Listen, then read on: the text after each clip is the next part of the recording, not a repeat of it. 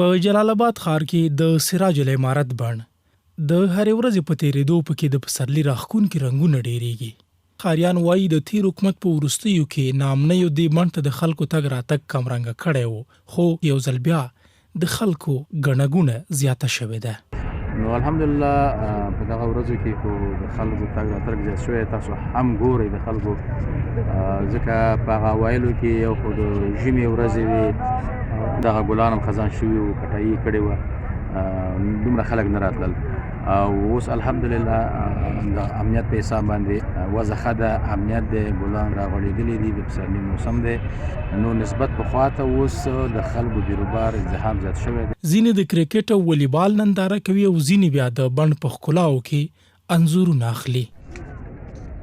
نصیح الله بیا له 14 کلونو راهیسې په دې بڼ کې د چایو کاروبار کوي.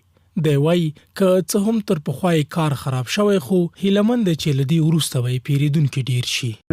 دغه پسرلي کې لږ د کابل نه مثلا هغه ولایتونه خلک راځي که نه، چکر ته لږ هوا ښه دی ویسي، خلک موسم یې ښه ده که نه. د اوس خو دا ګل نه ده وتی وځي، خو نور هم زیاتېږي، تر نور هم زیاتېږي، خو مخکې دې نه دې مراد نه مخکې ډېر ګڼه ګوڼه وه، لږه نه ډېره زیاته.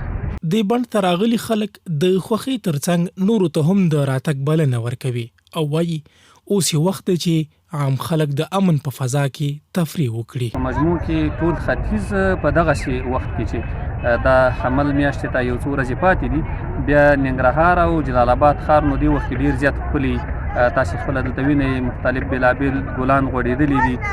نارنجان هغوی هم اوس دا د خپل ګلان په سپړېدو دي، سپړي نارنجان هم خپل ګلان سپړي. نو په دې وخت کې ننګرهار ته ډېر خلک راځي، جلال آباد ته راځي، او تفریح د ژوند ضرورت دی. هر انسان دې ته ضرورت لري چې باید تفریح وکړي. ډېر خوندور موسم دی د پسرلي، او دا پارک کې ګلان هر څه هم ډېر ښایسته دي.